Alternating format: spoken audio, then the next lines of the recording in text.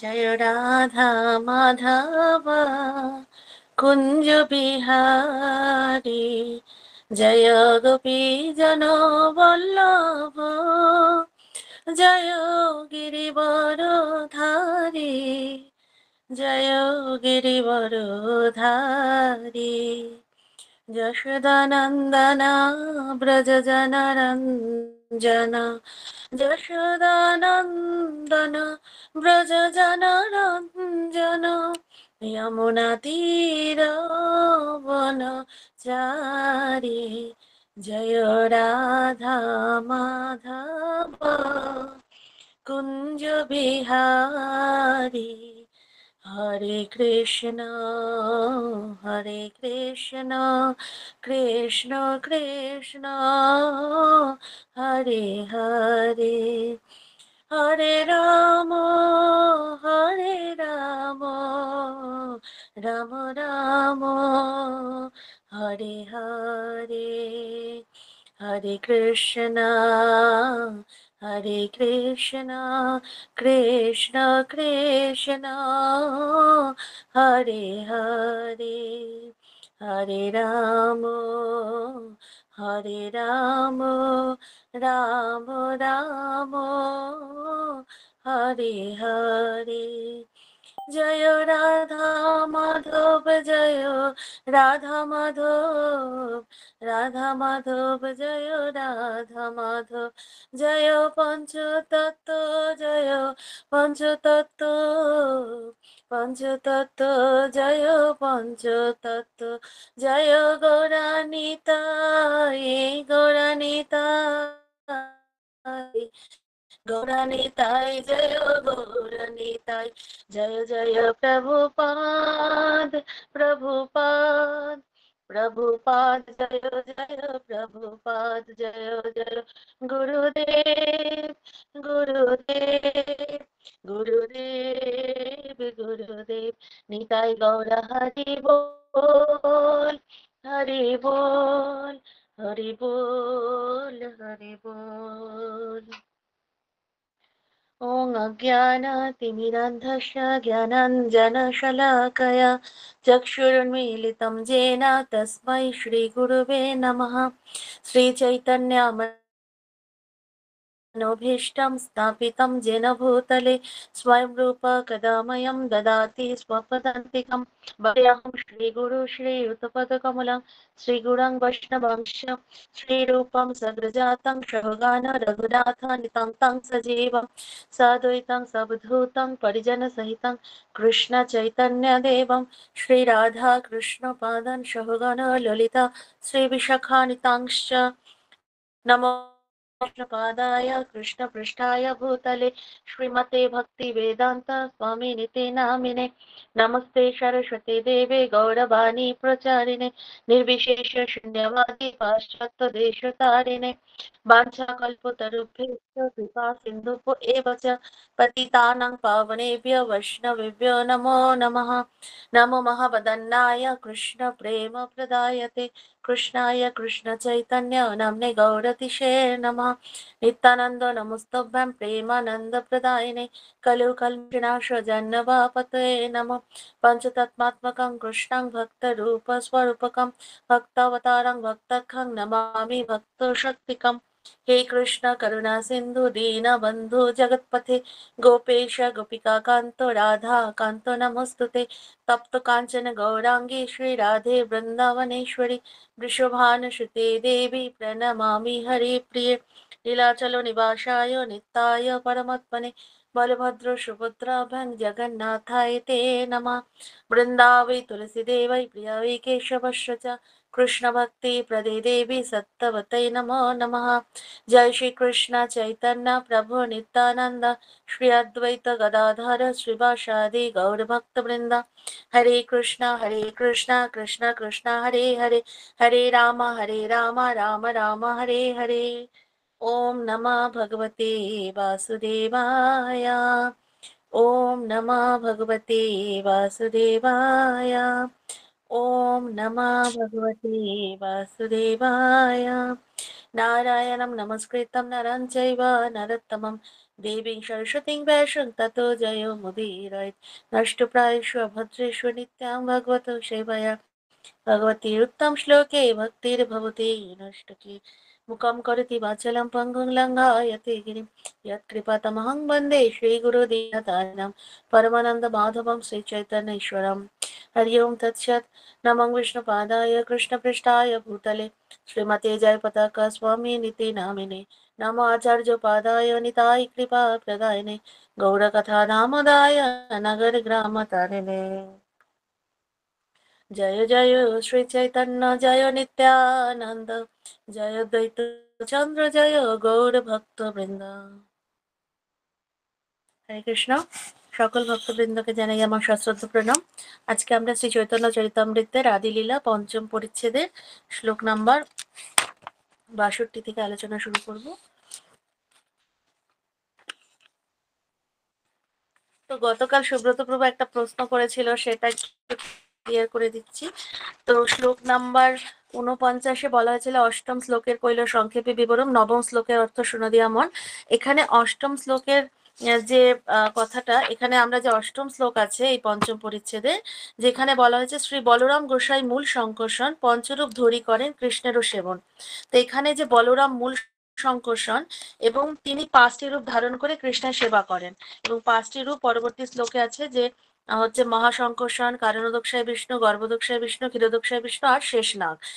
এরপরে কি হয়েছে, সমস্ত পরবর্তী সব শ্লোকে কৃষ্ণরাজ কবিরাজ গোস্বামী হচ্ছে এই সংকর্ষণের বিষয়ে বলেছেন, যে সংকর্ষণ কি রূপে কাজ করছে এবং কি রকম ভাবে তিনি এই চতুর্ভুজের মধ্যে কি রোল প্লে করছে, এবং সংকর্ষণের চরণ কমলে তিনি শ্রদ্ধা নিবেদন করেছেন, চরণ কমলে প্রপত্তি করেছেন, এবং তিনি যে এই চতুর্ভুজের মধ্যে তিনি সংকর্ষণ রূপে বিরাজমান, এবং তার যে ধাম রয়েছে এবং যে সরৈশ্বর্যে পূর্ণ, এবং সমস্ত শ্লোকে এই যে পূর্ববর্তী সব শ্লোকে সংকর্ষণ যে অনন্ত ব্রহ্মাণ্ডের স্রষ্টা, কারণদক্ষে বিষ্ণুর উৎস এবং নিত্যানন্দ রামের যে অংশ প্রকাশ, সেগুলো প্রমাণ করেছেন।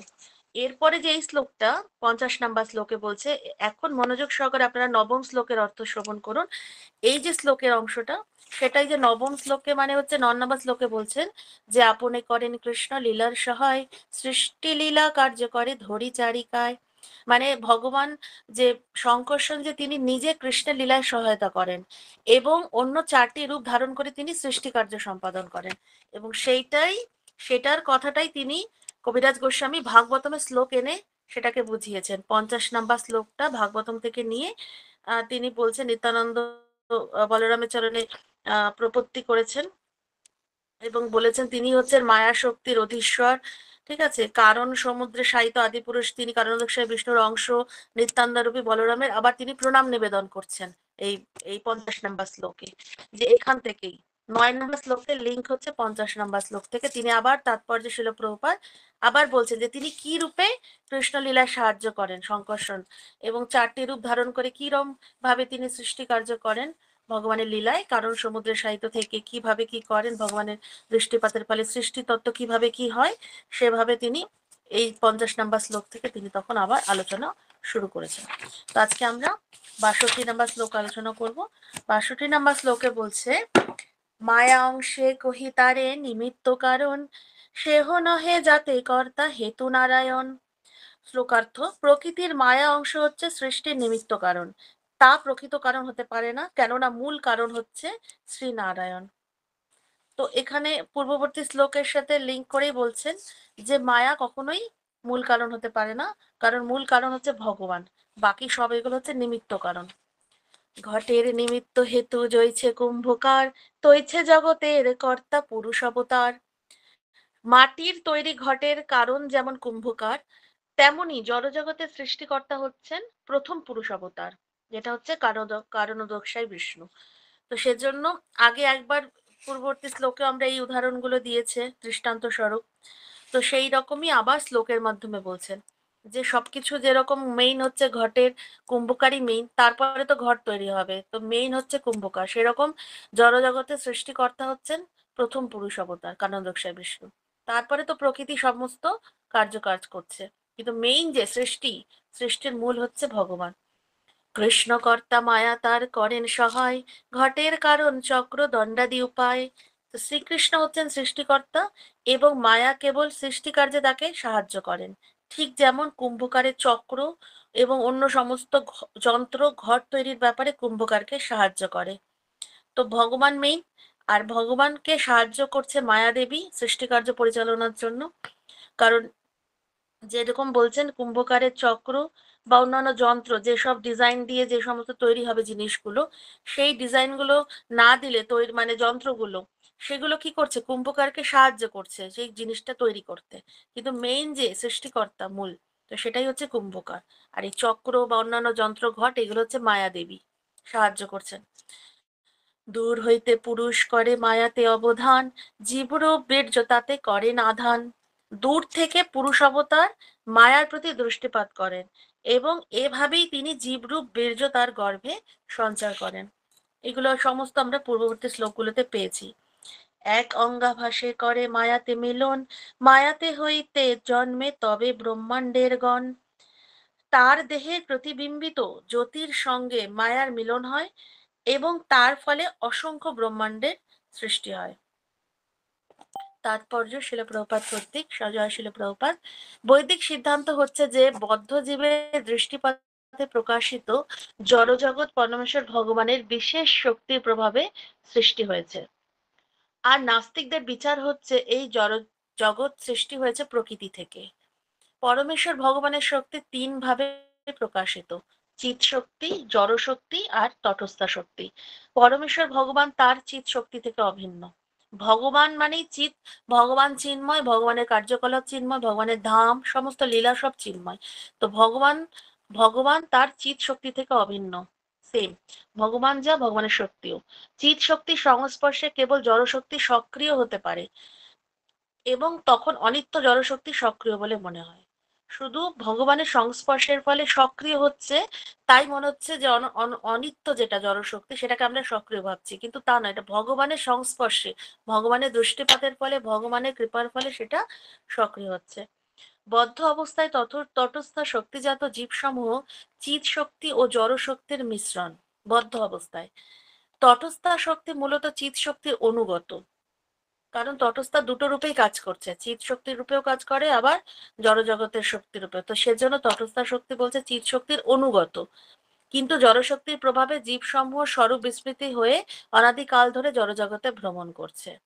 যেহেতু জড়শক্তির প্রভাবটা বেশি বদ্ধ জীবের ক্ষেত্রে, তাই তারা সমস্ত কিছু স্বরূপ বিস্মৃতি হয়ে যায়। সেজন্য অনাদিকাল ধরে এই জড়জগতে 84 লক্ষ জনই ভ্রমণ করতে থাকে। চিন্ময় স্তরে তার স্বাতন্ত্র্যের অপব্যবহার করার ফলে জীব জড়জগতের বন্ধনে আবদ্ধ হয়। কেননা তখন জীব চিৎ শক্তির সঙ্গ থেকে বিচ্ছিন্ন হয়ে পড়ে। যদি চিৎ শক্তির সংস্পর্শে থাকবে জীব, তাহলে কিন্তু আর এই জড়জগতে আসতে হবে না, চিন্ময় ধামে চলে যাবে। তো সেজন্য এই যে তার যে স্বতন্ত্রের অপব্যবহার, যেহেতু তটস্থা শক্তি মানে স্বতন্ত্র জীব, জীব চাইলে ভালো কাজও করতে পারে, খারাপ কাজও করতে পারে, যদি ভগবানের সঙ্গ করতে পারে, আবার জড় সঙ্গ করতে পারে। তো সেই জন্য জীব কি করে, তার স্বাতন্ত্র্যের অপব্যবহার করে, করার ফলে জীব জড়জগতের বন্ধনে আবদ্ধ হয়। আর আবদ্ধ হওয়ার ফলে কি হয়, চিৎ শক্তির সঙ্গ থেকে বিচ্ছিন্ন হয়ে যায়। কিন্তু জীব যখন পরমেশ্বর ভগবান অথবা তার শুদ্ধ ভক্তের কৃপায় তার স্বরূপ সম্বন্ধে অবগত হয়, তখন সে ভগবানের প্রতি প্রেমময়ী সেবায় সেবায় স্বাভাবিকভাবে অনুরক্ত হয়। তো ভগবানের শুদ্ধ ভক্তের কৃপায় শিল প্রভুপাদ, প্রভুপাদের শিষ্যগণ, এরকম সমস্ত শুদ্ধ ভক্ত যারা মুক্ত আত্মা, তাদের কৃপায় যখন জীব, তাদের কৃপার প্রভাবে তখন কি হয়, তারা স্বরূপ বিস্মৃতি থেকে তারা মুক্ত হয়ে যায়। তখন তারা নিজেদেরকে চিনতে পারে, তাদেরকে কৃপা প্রদর্শন করে জীবকে উদ্ধার করার জন্য এই যে মুক্ত আত্মারা। তখন জীব কি করে, তখন প্রেমময়ী সেবায় যুক্ত হয়। যুক্ত হওয়ার ফলে সে নিত্য জ্ঞান আনন্দের পরম মঙ্গলময় স্তরে অধিষ্ঠিত হয়। এটা হচ্ছে জীবের স্থিতি। জীব সবকিছু ভুলে যায়, বিস্মৃতি হয়ে যায়, কিন্তু যখনই পরমেশ্বর ভগবানের কৃপায় তার শুদ্ধ ভক্তদের প্রেমময়ী সেবায় স্বাভাবিকভাবে তখন তাদের প্রতি অনুরক্ত হয়ে, তখন তাদের কৃপার ফলে তারা সেই স্তরে আবার প্রতিষ্ঠিত হয়। তটস্থ জীব তার স্বাতন্ত্র্যের অপব্যবহার করার ফলে যখন ভগবত সেবার প্রতি বিমুখ হয়, তখন সে নিজেকে ভগবানের শক্তিরূপে বিবেচনা না করে শক্তিমান বলে মনে করে। ভগবানের যখনই নিজের স্বাতন্ত্র্যের অপব্যবহার করে, তখন সে কি করে, ভগবানের শক্তিটা থেকে বিমুখ হয়ে যায় ভগবানের সেবার প্রতি, এবং নিজেকে ভগবানের শক্তি, যে আমরা যে ভগবানের থেকেই সৃষ্টি, এবং ভগবানের আমরা নিত্য দাস, সেটা ভুলে গিয়ে শক্তিমান, নিজেকেই ভগবান, নিজেকেই ভগবানের অংশ বলে নিজেই ভগবান ভেবে নিজেকে বলে শক্তিমান মনে করে, কিন্তু শক্তিমান হচ্ছে ভগবান, আমরা তার অংশ। তো এই ভ্রান্ত ধারণার বশবর্তী হওয়ার ফলে জীব জড়জগৎকে ভোগ করতে সচেষ্ট হয়, যেটা বদ্ধজীবের অবস্থা। বদ্ধজীব এই ভ্রান্ত ধারণার ফলেই এই বদ্ধ জগৎ জীবনে এসে এই জড়জগৎকে ভোগ করে, এবং এই জড়জগতের এই স্বল্প আনন্দকেই তারা কিভাবে মেইন জীবনের মূল উদ্দেশ্য বলে মনে করে। জড়জগৎ ঠিক ঠিক চিৎ জগতের বিপরীত ধর্মী। চিৎ শক্তির প্রভাবেই জড়শক্তি সক্রিয় হয়। তো চিন্ময় জগতের যে শক্তি, তার প্রভাবেই জড়জগৎটাকে ক্রিয়া করছে, সক্রিয় হচ্ছে। প্রকৃতপক্ষে শ্রীকৃষ্ণের শক্তি চিন্ময়, কিন্তু তা বিবিধভাবে ক্রিয়া করে। ঠিক যেমন বিদ্যুৎ শক্তির ভিন্নভাবে প্রয়োগের ফলে তাপের উদ্ভব হয়, আবার শীতলতার উদ্ভব হয়। জড় শক্তি হচ্ছে মায়ার দ্বারা আচ্ছাদিত চিৎ শক্তি। এই জড় শক্তিটা হচ্ছে মায়ার দ্বারা আচ্ছাদিত একটা চিৎ শক্তি, কিন্তু মায়া এটাকে আচ্ছন্ন করে রাখছে, যেহেতু মায়া দেবীর পরিচালনায় এই জড়জগৎটা রয়েছে, সেজন্য সে সবসময় আচ্ছাদিত করে রাখছে। তাই জড় শক্তি স্বয়ং সম্পূর্ণ নয়, এটা কিন্তু মায়ার দ্বারা আচ্ছাদিত চিৎ শক্তি, কারণ ভগবানের সক্রিয় শক্তি এখানে কাজ করে। যেরকম উদাহরণ দিয়েছে যে বিদ্যুৎ শক্তির ভিন্নভাবে প্রয়োগের ফলে তাপের উদ্ভব হচ্ছে, ঠিক শীতলতাও হচ্ছে। তো ঠিক সেরকমই ভগবানেরও চিৎ শক্তির এই শক্তিতে সক্রিয় ভূমিকা আছে। সেজন্য এই শক্তিটা যে জড় শক্তি স্বয়ং সম্পূর্ণ নয়। শ্রীকৃষ্ণ তার চিৎ শক্তিকে অচিৎ শক্তিতে আরোপিত করেন এবং তারপর তা সক্রিয় হয়। যেমন আগুনের মধ্যে উত্তপ্ত হলে লোহা আগুনের মতো ক্রিয়া করে, ঠিক তাই চিৎ শক্তির দ্বারা আবিষ্ট হলেই জড়শক্তি সক্রিয় হয়ে যায়। যেরকম লোহার ভিতরে আগুন দিলে লোহা উত্তপ্ত হয়ে যাচ্ছে, তো সেরকম এই জড়শক্তির মধ্যে যখন চিৎ শক্তি ক্রিয়া করে, তখন এই জড়শক্তি ক্রিয়া শুরু করে, সক্রিয় হয়ে ওঠে। অচেতন জড়শক্তির আবরণে যখন ভগবানের পরাশক্তি সম্ভূত জীব আচ্ছাদিত থাকে, তখন সে চিৎ শক্তির কার্যকলাপ বিস্মৃত হয় অচেতন জড়শক্তির আবরণে, এবং জড় জগতের সমস্ত কার্যকলাপের দ্বারা মোহিত হয়ে পড়ে। যখনই এই যে অচেতন জড়শক্তি যেটা, যখন ভগবানের এই পরাশক্তিভূত জীব আচ্ছাদিত হয়ে যায়, সবকিছু মায়ার দ্বারা আচ্ছন্ন হয়ে যায়, তখন আর ভগবানের শক্তি, ভগবানের বিষয় কিছু মনে থাকে না, সবকিছু এই অচেতন হয়ে যায় এই যে বদ্ধ জীব। তখন এই চিৎ শক্তির কার্যকলাপ বিস্মৃত হয়ে যায়। তখন সে কি করে, এই জড়জগতের কার্যকলাপে যেভাবে যেভাবে হচ্ছে সেভাবে নিজেকে তৈরি করে নেয়, মোহিত হয়ে যায়। কিন্তু পূর্ণরূপে কৃষ্ণ ভাবনাময় হয়ে ভগবত ভক্তিতে যুক্ত হওয়ার ফলে জীব যখন চিন্ময় শক্তিতে অধিষ্ঠিত হয়, তখন সে হৃদয়ঙ্গম করতে পারে যে অচেতন জড়শক্তি স্বতন্ত্রভাবে কোনো কিছু করার ক্ষমতা নেই। তো জীব যখনই চিন্ময় শক্তিতে অধিষ্ঠিত হবে, তখন সে বুঝতে পারে, বুঝতে পারলেই তখন সে বুঝতে পারে যে ভগবানের এই চিন্ময় শক্তি ছাড়া এই জড়শক্তির, অচেতন জড়শক্তির কোনো ক্ষমতাই নেই। জড়স্তরে যা কিছু আছে তা সবই হচ্ছে এই চিৎ শক্তির সহায়তায়। চিৎ শক্তির বিকৃত রূপ হচ্ছে জড়শক্তি সবকিছু বিকৃত ভাবে প্রকাশ করে, এবং তার ফলে ভ্রান্ত ধারণা ও দ্বৈত ভাবের উদয় হয়। যখনই বিকৃত ভাবে প্রকাশ করছে এই চিৎ শক্তিটা এখানে জড়শক্তিতে, যখন তখন তখন কি হচ্ছে, সমস্ত ভাবেই ভুলভাল ভ্রান্ত ধারণা দ্বৈতভাবে উদয় হচ্ছে, কারণ সেটা বিকৃত ভাবে প্রকাশ হচ্ছে, মানুষও সেটাকে ভুলভাবে নিচ্ছে। জড় প্রকৃতির জড়া প্রকৃতির প্রভাবে আচ্ছন্ন জড় দার্শনিক ও বৈজ্ঞানিকরা অনুমান করে যে অচিত শক্তি আপনা আপনি সক্রিয় হয়। দার্শনিকরা, বৈজ্ঞানিকরা ভাবেন যে এই যে শক্তিটা, এটা আপনা আপনি সক্রিয় হচ্ছে, কারণ তারা তো চিন্ময় শক্তি সম্বন্ধে তাদের কোনো ধারণা নেই, তাই না? তারা তো ভগবত ভক্তি থেকে বিমুখ, সেজন্য তারা এইসব নিজেদের মন গড়া অনুমান করে যে তাই এই শক্তিটা নিজে থেকেই সক্রিয়, কিন্তু তা নয়। এই ধারণার ফলে তারা পদে পদে নিরাশ হয়। ঠিক যেমন একজন মোহাচ্ছন্ন মানুষ ছাগলের গলদেশে অবস্থিত স্তনাকৃতি গলস্তন থেকে দুগ্ধ লাভের চেষ্টায় অকৃতকার্য হয়, যেটা পূর্ববর্তী শ্লোকে আমরা পেয়েছি, দুটো শ্লোকে আগে। ছাগলের গলস্তন থেকে যেমন দুগ্ধ পাওয়ার কোনো সম্ভাবনা নেই, তেমনি জড়জাগতিক মতবাদের মাধ্যমে সৃষ্টির আদি কারণ সম্বন্ধে জানার সম্ভাবনা নেই। এই ধরনের প্রচেষ্টা কেবল অজ্ঞতারই পরিচায়ক, যা আমাদের বর্তমান যুগে বৈজ্ঞানিক এবং দার্শনিকরা করে থাকে। পরমেশ্বর ভগবানের অচিত শক্তিকে বলা হচ্ছে মায়া, কেননা দুভাবে জড় উপাদানগুলি সরবরাহ করে এবং জড় সৃষ্টি প্রকাশ করে। তা বদ্ধজীবকে প্রকৃত সৃষ্টি তত্ত্ব সম্বন্ধে জানতে দেয় না। এই মায়া যে মায়া কি করে, জড় উপাদানগুলোকে সরবরাহ করছে, আবার এভাবে জড় সৃষ্টি করছে, কিন্তু এই জন্য বদ্ধজীব বুঝতে পারছে না। মায়া দেবীর কাজই হচ্ছে ভগবান থেকে বিরূপ করে দেওয়া। ভগবানের সৃষ্টিটাকে যাতে না বুঝতে পারে জীব, সেরকম ব্যবস্থা করা। কিন্তু যখনই কেউ সে শুদ্ধ ভক্তের কৃপায় ভগবত ভক্তি করবে, তখনই সে সেটা বুঝতে সক্ষম হবে। কিন্তু জীব যখনই জড়জগতের বদ্ধ অবস্থা থেকে মুক্ত হয়, তখন সে জড় প্রকৃতির আবরণাত্মিকা অবিক্ষেপ্তিকা শক্তির কার্যকলাপ হৃদয়ঙ্গম করতে পারে। যখনই এই জড় প্রকৃতির এই বদ্ধ অবস্থা থেকে মুক্ত হতে হবে। আর মুক্ত হব কি করে? যখনই আমরা এই শুদ্ধ ভক্তদের কৃপা পাবো, তখনই ভগবানের ভক্তি যখন আমরা শুরু করব শ্রবণ কীর্তনের মাধ্যমে, তখনই আমাদের ভক্তি শুরু হবে।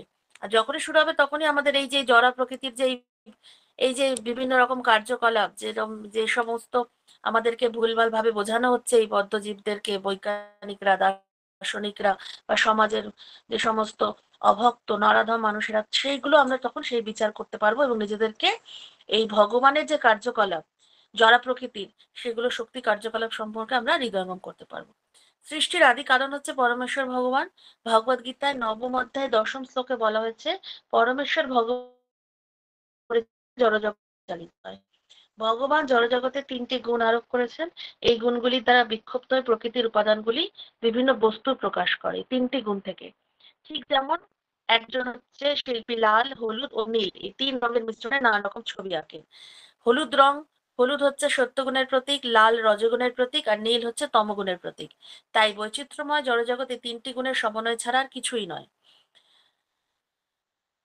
যা 81টি বৈচিত্র্যময় মিশ্রণের মাধ্যমে প্রকাশিত হয়।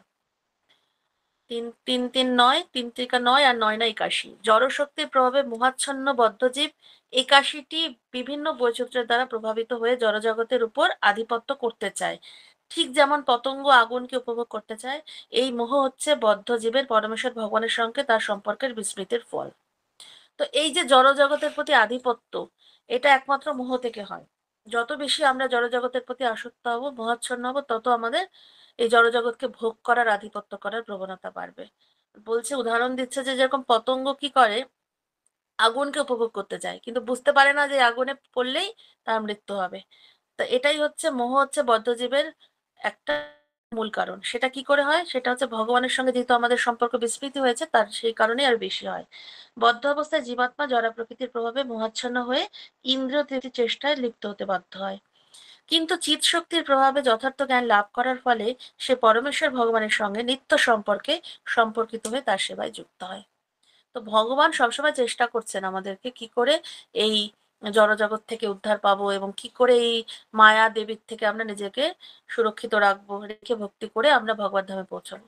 তো সেজন্য যখনই কেউ চিৎশক্তির প্রভাবে যথার্থ জ্ঞান লাভ করার ফলে সে পরমেশ্বর ভগবানের আবার সেই নিত্য সম্পর্কে সম্পর্কিত হয়ে তার সেবায় যুক্ত হয়। আর একবার যদি কেউ ভগবানের সেবায় যুক্ত হয়, তখন ভগবান তাকে ঠিক কৃপা করে তার কাছে নিয়ে নেয়। তো শ্রীকৃষ্ণ হচ্ছেন চিৎ জগতের আদি কারণ এবং তিনি জড় সৃষ্টির আচ্ছাদিত কারণ। তিনি তটস্থ জীবেরও আদি কারণ। ভগবান সবকিছুর হচ্ছে মূল। তিনি তটস্থ শক্তি নামক জীবের পরিচালক, প্রতিপালক। যে আমরা যে আছি, আমরা যে জীব হচ্ছে তটস্থ শক্তি, তো আমাদের হচ্ছে ভগবান পরিচালক এবং প্রতিপালক। জীব শক্তিকে তটস্থ বলা হয় কেননা তারা পরমেশ্বর ভগবানের চিৎ শক্তির আশ্রয়ে সক্রিয় হতে পারে অথবা জড় শক্তির আবরণে আচ্ছাদিত থাকতে পারে।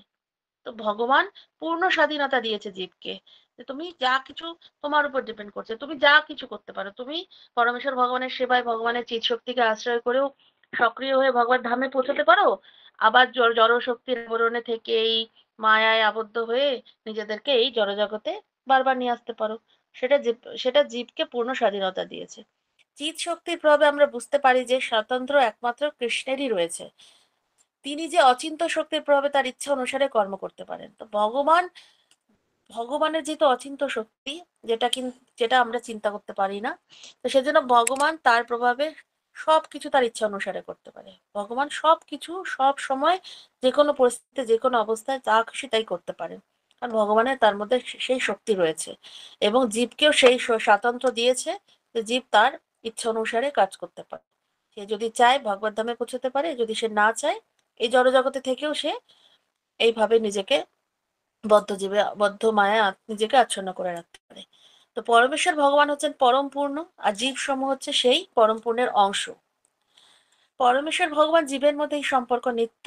ভ্রান্তিবশত কারো মনে করা উচিত নয় যে চিন্ময় পূর্ণকে জড়শক্তির দ্বারা খণ্ড খণ্ড ভাবে বিভক্ত করা যায়। এই মায়াবাদী মতবাদকে ভগবত গীতা স্বীকার করেনি। ভগবত গীতা স্বীকার করা হয়নি। এই যে মায়াবাদী যে মতবাদগুলো খুব ভয়ঙ্কর। ভগবত ভক্তিতে এইগুলো খুব আমাদেরকে মানে ভীষণভাবে কাজ করে, যে আমরা যদি কেউ একটু অসতর্ক হই তাহলে আমাদেরকে মায়া এসে গ্রাস করবে। তো মায়াবাদীরা বলে কি, যে চিন্ময় পূর্ণকে জড়শক্তির দ্বারা খণ্ড খণ্ডভাবে বিভক্ত করা যায়, যেটা কখনোই সম্ভব না। তো সেটা কিন্তু ভগবত গীতাও স্বীকার করে না। ভগবত গীতায় বিভিন্নভাবে বলা হয়েছে যে ভগবান পরম পূর্ণ এবং আমরা তার অংশ। তো পক্ষান্তরে ভগবত গীতা স্পষ্টভাবে বলা হয়েছে অনুসদৃশ জীব পরমেশ্বর ভগবানের অংশরূপেই চিরকাল তার সঙ্গে সম্পর্কিত থাকবে, কখনোই পূর্ণ হবে না জীব। জীব সবসময় অনুসদৃশ, ভগবান বিভু, আমরা অনু। তো আমরা হচ্ছে সবসময় ভগবানের অংশরূপে চিরকাল তার সাথে থাকবো সম্পর্ক। অংশ যেমন কখনো পূর্ণের সমান হতে পারে না, তেমনি চিন্ময় পূর্ণের প্রতি অতি ক্ষুদ্র অংশ হওয়ার ফলে জীব কখনোই পরম পূর্ণ পরমেশ্বর ভগবানের সমান হতে পারে না। তো চিন্ময় পূর্ণের অতি ক্ষুদ্র অংশ জীব না, সেজন্য কখনোই ভগবান হচ্ছে পরম পূর্ণ, তো তার কখনোই সমকক্ষ হতে পারবে না।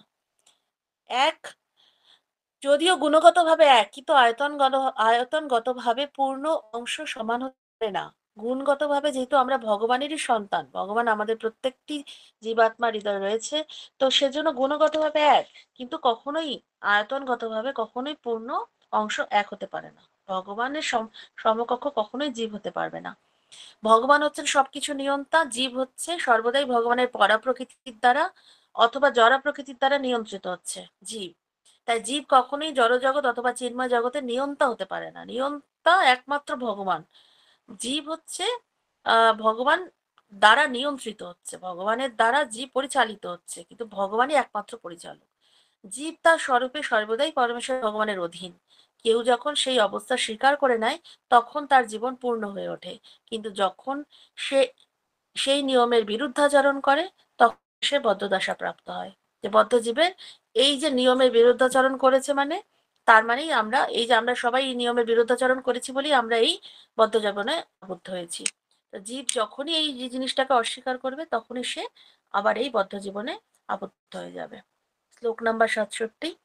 অগণ্য অনন্ত যত অণ্ড সন্নিবেশ তত রূপে পুরুষ করে সবাতে প্রকাশ। অনন্ত ব্রহ্মাণ্ডের প্রত্যেকটিতেই পুরুষ প্রবেশ করেন। যতগুলি ব্রহ্মাণ্ড রয়েছে তত রূপে তিনি নিজেকে প্রকাশিত করেন। পুরুষ নাসাতে যাবে বাহিরা এশ্বাস, নিঃশ্বাস সহিতে হয় ব্রহ্মাণ্ড প্রকাশ। পুরুষ যখন শ্বাস ত্যাগ করেন তখন তার নিঃশ্বাসের সঙ্গে ব্রহ্মাণ্ডের প্রকাশ হয়। পুনরপি শ্বাস যবে প্রবেশে অন্তরে, শ্বাস সহ ব্রহ্মাণ্ড পৈশে পুরুষ শরীরে। তারপর তিনি যখন শ্বাস গ্রহণ করেন তখন তার প্রশ্বাসের সঙ্গে সমস্ত ব্রহ্মাণ্ড পুনরায় তার শরীরে প্রবেশ করে। তাৎপর্য শিল প্রপাত কর্তৃক, জয় শিল প্রপাত। কারণোদকষায় বিষ্ণু রূপে ভগবান তার দৃষ্টিপাতের দ্বারা প্রকৃতির গর্ভ সঞ্চার করেন। সেই দৃষ্টিপাতের চিন্ময় অনুগুলি হচ্ছে আত্মা বা চিৎকণা, যারা পূর্বকল্পে তাদের স্ব স্ব কর্ম অনুসারে বিভিন্ন দেহ প্রাপ্ত হয়। ভগবান স্বয়ং তার অংশ প্রকাশের দ্বারা অনন্ত ব্রহ্মাণ্ড সৃষ্টি করে প্রতিটি ব্রহ্মাণ্ডে গর্ভদক্ষায় বিষ্ণু রূপে প্রবিষ্ট হন। ভগবদ গীতায় আকাশের সঙ্গে বায়ুর তুলনা করার মাধ্যমে মায়ার সঙ্গে ভগবানের সম্পর্ক বিশ্লেষণ করা হয়েছে। আকাশ সমস্ত জড় বস্তুতে প্রবিষ্ট হলেও তা আমাদের থেকে অনেক দূরে। তো ভগবান যে কারণোদকষায় বিষ্ণু, তিনি তার দৃষ্টিপাতের ফলে কি হয় গর্ভ সঞ্চার করেন, এবং সেই দৃষ্টিপাতের চিন্ময় অনুগুলো হচ্ছে আত্মা। আত্মা বা চিৎকণা, যেটা যারা পূর্বকল্পে তাদের কর্ম অনুসারে বিভিন্ন রকম দেহ প্রাপ্ত হয়েছে। তো এইগুলো তো আগে আমরা এই শ্লোক এই যে এই এই যে পঞ্চম অধ্যায়টা স্টার্টিং এই যে সারসংক্ষেপ রয়েছিল সেখানে সুন্দরভাবে এগুলো বলেছিল আগেও। শ্লোক নাম্বার 70। গবাক্ষে রন্ধ্রে যেন ত্রসরেণু চলে, পুরুষের লোমকূপে ব্রহ্মাণ্ডের জালে। গবাক্ষের রন্ধ্র দিয়ে যেমন অনুসদৃশ ধূলিকণা যাতায়াত করে, তেমনি অসংখ্য ব্রহ্মাণ্ডের জাল পুরুষের লোমকূপ দিয়ে গমনাগমন করে। পুরুষ অবতারের কথা বলছে, যে যেভাবে গবাক্ষের রন্ধ্র দিয়ে অনুসন্ধিত ধূলিকণা যাতায়াত করে, সেরকমই ব্রহ্মাণ্ডের জাল স্বরূপ পুরুষের লোমকূপ দিয়ে গমনা করে। যস্যই যস্য একা নিঃশ্বসিত কালম অথ অবলম্ব জীবন্তি লোমাভিলাজ জগদণ্ডনাথ বিষ্ণু মহাংস ইহা যস্য কলবিশেষ গোবিন্দমাদি পুরুষম তমহং ভজামি। যস্য মানে যার, এক মানে এক, নিঃশ্বসিত মানে নিঃশ্বাসের, কালম মানে কাল, অথ মানে এভাবেই, অবলম্ব মানে অবলম্বন করে, জীবন্তি জীবন ধারণ করে, লোম বিলজা লোমকূপ থেকে জাত জগদণ্ড নাথা, ব্রহ্মাণ্ডের প্রতিজন ব্রহ্মাগণ, বিষ্ণু মহান মহাবিষ্ণু, স মানে সেই, ইহ মানে এখানে, যস্য মানে যার, কলা বিশেষ অংশের অংশ, গোবিন্দম ভগবান শ্রী গোবিন্দকে, আদি পুরুষম আদি পুরুষকে, তম মানে তাকে, অহম মানে আমি, ভজামি মানে ভজনা করি। অনুবাদ: ব্রহ্ম ও জগতের অন্যান্য পতিগণ তার লোমকূপ থেকে জন্মগ্রহণ করেন এবং তার এক নিঃশ্বাসকাল পর্যন্ত জীবিত থাকেন। সেই মহাবিষ্ণু যার অংশের অংশ, সেই আদিপুরুষ গোবিন্দকে আমি ভজনা করি। এটা ব্রহ্ম সংহিতা শ্লোক। ভগবানের সৃষ্টি শক্তির এই বর্ণনাটি ব্রহ্ম সংহিতায় পঞ্চম অধ্যায়ের 48 নম্বর শ্লোক স্মৃতি হয়েছে, যা ব্রহ্মা স্বয়ং ভগবানকে উপলব্ধি করার পরেই রচনা করেছিলেন। মহাবিষ্ণু যখন শ্বাস ত্যাগ করেন তখন ব্রহ্মাণ্ডের চিন্ময় বীজ তার লোমকূপ থেকে নির্গত হয়। মহাবিষ্ণু যখন শ্বাস ছাড়েন তখন যে ব্রহ্মাণ্ডের চিন্ময় বীজ তার লোমকূপ থেকে, মহাবিষ্ণুর লোমকূপ থেকে নির্গত হয়।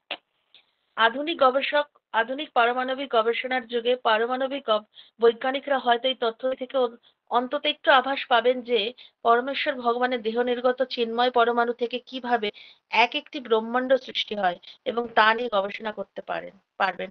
প্রভুপাদ বলছেন যে এরকম যদি একটু একটু যদি গবেষকরা এটা একটু ভাবেন বা দেখেন এই তথ্যটা থেকে, তাহলে একটু আভাস করতে পারবেন যে ভগবানের এই দেহ নির্গত মহাবিষ্ণুর যে এই দেহ নির্গত চিন্ময় পরমাণু থেকে এক একটা ব্রহ্মার সৃষ্টি হচ্ছে, তাহলে সেটা নিয়ে বুঝতেই পারে যে তাহলে ভগবান কি করতে পারে, যে এক একটা চিন্ময়, এক একটা দেহ নির্গত চিন্ময় যে অনুপরমাণু থেকে ভগবান ব্রহ্মাণ্ড সৃষ্টি করছেন, তাহলে ভগবান কত কত ব্রহ্মাণ্ডের মালিক এবং কিভাবে তিনি তার সৃষ্টিকার্য পরিচালনা করছেন।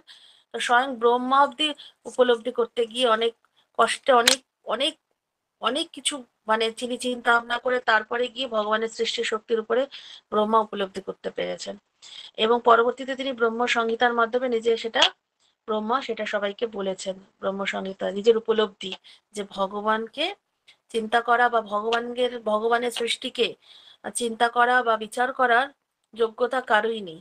ভগবান এতটাই তার অচিন্ত শক্তির প্রভাবে নিজেকে পরিচালনা করেন যে ভগবানের যে সম্বন্ধে ভাবা, ভগবানের সৃষ্টি নিয়ে আলোচনা করার শক্তি কারো নেই। যেহেতু ব্রহ্মা ছিলেন তার প্রথম জীব, শ্রেষ্ঠ জীব, তবু সেও অনেক কষ্ট করে তিনি উপলব্ধি করতে পেরেছিলেন। আর আমাদের মতো বদ্ধ জীবদের কি হতে পারে। তো সেটাই এখানে বলেছেন। প্রভুপাদ একটু আশা জাগিয়েছেন যে যদি আধুনিক গবেষকরা যদি এটা নিয়ে একটু ভাবেন তাহলেই বুঝতে পারবেন, কিন্তু তা তো করবে না, কারণ তারা এতটাই মায়াবাদী যে গবেষকরা যা আমাদের বর্তমান যুগে তারা কখনোই এইসব নিয়ে ভাবতে পারবেন না। ভাবার মতো তাদের ভাবনাই আসবে না, যে ভাববে যে যা হচ্ছে হোক, তারা নিজেরা যেটা বুঝছে সেটাই করবেন, শাস্ত্রকে তারা অবজ্ঞা করবেন, শাস্ত্রকে নিয়ে ঘাটবেনই না, ঘাটলে ওদের মাথাই খারাপ হয়ে যাবে, ওরা সায়েন্টিস্ট থাকবে না, অন্য কিছু হয়ে যাবে তখন। তো সেজন্য শ্লোক নাম্বার 72। কাহম তম महतो अहम खचराग्नि बाहु संवेष्टित अंडघाट सप्तभितस्ति कायः कौद्रिक विधावगणित अंड परमाणुचर्या बात अध्यारोम विवरस्य च ते महितम्।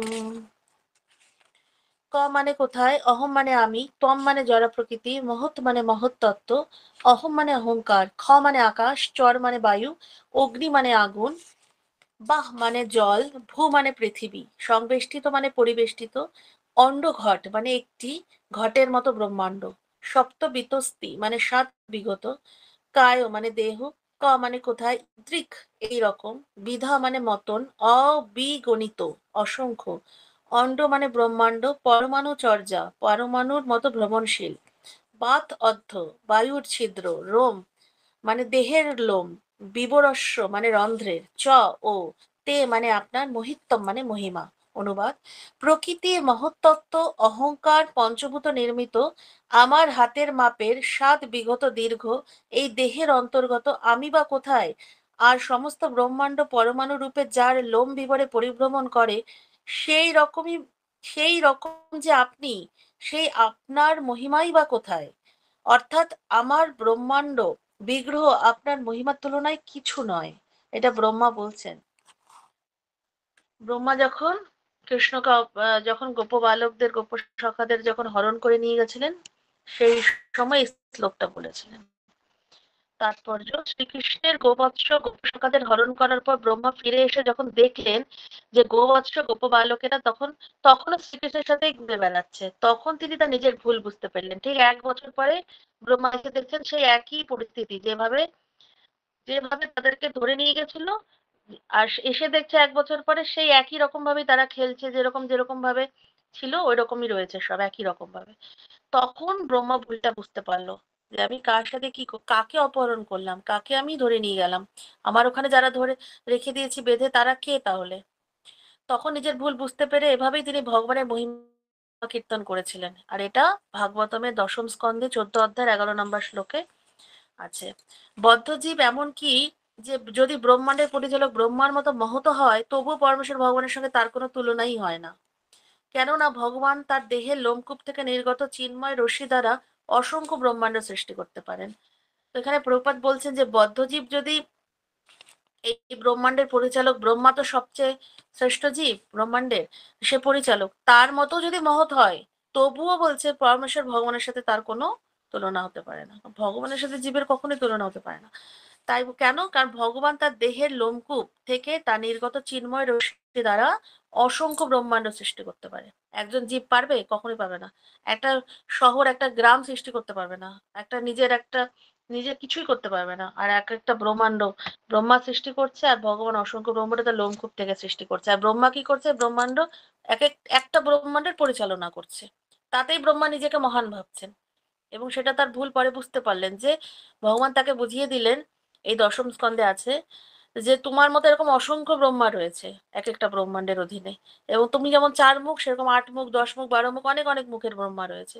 তুমি নিজেকে যা ভাবছো সেটা ভুল। তোমার মতো অসংখ্য ব্রহ্মা আমার আন্ডারে আছে। তো সেজন্য এটাই হচ্ছে অহংকার, মিথ্যা অহংকার যেটা হয়, সেটা ব্রহ্মার হয়েছিল। তো সেজন্য বলছে যে তাই জড় বৈজ্ঞানিকদের উচিত ভগবানের তুলনায় আমাদের নগণ্যতা সম্বন্ধে ব্রহ্মা যা বলেছেন সেই সম্বন্ধে শিক্ষা গ্রহণ করা। প্রভুপাদ কতটা দুঃখিত হয়ে ব্যথিত হয়ে তাৎপর্যে লিখেছেন যে বৈজ্ঞানিকদের উচিত যে ভগবানের যে মানে মহত্বটা, ভগবানের যে সৃষ্টি, ভগবানের আর মানে ব্রহ্মা নিজেকে এত নগণ্য ভাবছে, আর ব্রহ্মা বুঝতে পেরেছে তার পজিশনটা। তো সেই সম্বন্ধে আমাদের যে কি পজিশন এই জড়জগতে, সেটা বুঝে আমাদের সেই সম্বন্ধে শিক্ষা নেওয়া উচিত। ক্ষমতার গর্বে গর্বিত মানুষদের ব্রহ্মার এই প্রার্থনা থেকে অনেক কিছু জানবার আছে।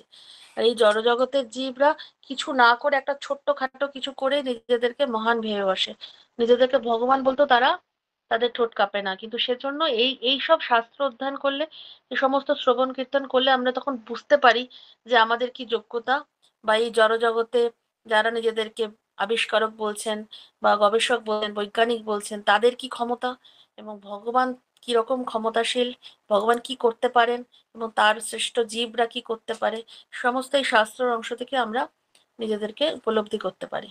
তো তার জন্যই আমাদেরকে প্রভুপাদের মতো এক শুদ্ধ মহাত্মারা আমাদেরকে এই শাস্ত্র দিয়ে গেছেন। আর প্রভুপাদ প্রত্যেকটা তাৎপর্যে এত সুন্দরভাবে, এত সরল ভাষায় ব্যাখ্যা করেছেন। শুধুমাত্র আমাকে একটু ধৈর্য সহ্য সহকারে একটু যদি পড়ি প্রত্যেকটা লাইনকে বারবার করে, অনেকে ভাবতে পারে আরে তাৎপর্যগুলো এত বড় বড়, একই কথা বারবার আছে বারবার আছে। আমি একজন কলকাতায় এক মাতাদি আছেন, অনেক সিনিয়র ভক্ত, কিন্তু বলেন দূর ভাগবতমে একই কথা, একই কথা, চৈতামৃতে একই কথা। কিন্তু এটাই বলার যে একই কথা পড়ার পরেও তো আমাদের মধ্যে সেই বুদ্ধি রিয়ালাইজেশন আসছে না। আমরা সেই রকম কেন আমাদের মধ্যে সেই ভাব আসছে না ভগবত ভক্তির প্রতি? আমরা কেন ভগবানের সৃষ্টির বিষয়ে এখনো কেন এত বেশি আনজানা, কেন আমরা বুঝতে পারি না কেন? একই কথাই তো বলছে, তারপরেও তো আমরা নিজেদের জীবনটাকে কিভাবে সাধারণভাবে পরিচালনা করছি, যে না যেমন চলছে চলুক। কেন আমরা সিরিয়াস হচ্ছি না? যখন আমরা এই জিনিসগুলোকে সিরিয়াসলি নেব, তখনই আমরা ভগবত ভক্তিতে আরো বেশি কঠোর নিয়ম অনুসরণ করব, তখনই তো আমরা জীবন থেকে এই উদ্ধার পাবো। না তো এই বদ্ধ জীবনে তো আবার আসতে হবে, এইভাবেই চলবে চক্রাকারে চক্রাকারে। কিন্তু আমরা যখনই, এই কারণেই প্রভুপাদ বারবার এক কথা বলেছেন, কারণ আমাদের এই কলিযুগের জীব এতটাই স্বল্প বুদ্ধি, অল্প আয়ু, আমাদের মাথায় কিছু ঢোকে না। একটু 1 ঘন্টা আগে কি খেয়েছি, কি পড়েছি, কোথায় গিয়েছি মনে রাখতে পারি না। এই শাস্ত্র যত পড়বো, নিত্যম নিত্যম ভাগবত সেবা যত বেশি, তারপরেও তো মনে রাখতে পারি না। এই এই যে এই সমস্ত কথাগুলো প্রভুপাদ এত সুন্দরভাবে ডিটেলসে দিয়েছে যে মানে এটা একবার যে বুঝে যাবে, তারা আলাদা করে আর কিচ্ছু বুঝতে হবে না। এইখান থেকেই সমস্ত কিছু বুঝতে পারবে, ভগবানের যে কি সৃষ্টি, আলাদা করে আর অন্য কোনো শাস্ত্র ঘাটতেই হবে না। সমস্ত কিছু প্রভুপাদ এখানে দিয়ে দিয়েছেন। অংশের অংশ যেই কলা তার নাম, গোবিন্দের প্রতিমূর্তি শ্রী বলরাম। তো অংশের অংশকে বলা হয় কলা, আর বলরাম হচ্ছেন গোবিন্দের প্রতিমূর্তি। তার এক স্বরূপ সেই মহাসংকর্ষণ, তার অংশ পুরুষ হয় কলাতে গণন। বলরামের একটি স্বরূপ হচ্ছেন শ্রী মহাসংকর্ষণ, তার এক অংশ পুরুষ অবতারকে কলা বা অংশের অংশ বলে গণনা করা হচ্ছে। তো বলরামের স্বরূপ হচ্ছে মহাসংকর্ষণ, আর মহাসংকর্ষণের এক অংশ পুরুষ অবতার, যাকে কলা বা অংশ বলছে। যাহাকে তো কলা কহি তিহ মহাবিষ্ণু, মহাপুরুষ অবতারী তেহ সর্বজিষ্ণু। যাকে আমরা কলা বলি তিনি হচ্ছেন মহাবিষ্ণু, আর তিনি হচ্ছেন মহাপুরুষ, যিনি অন্য সমস্ত পুরুষের উৎস এবং সর্বব্যাপ্ত। এই মহাবিষ্ণু থেকে এই তিন বিষ্ণু, কারণদোষাই, গর্ভদোষাই এবং ক্ষীরদোষাই বিষ্ণু সৃষ্টি হচ্ছে।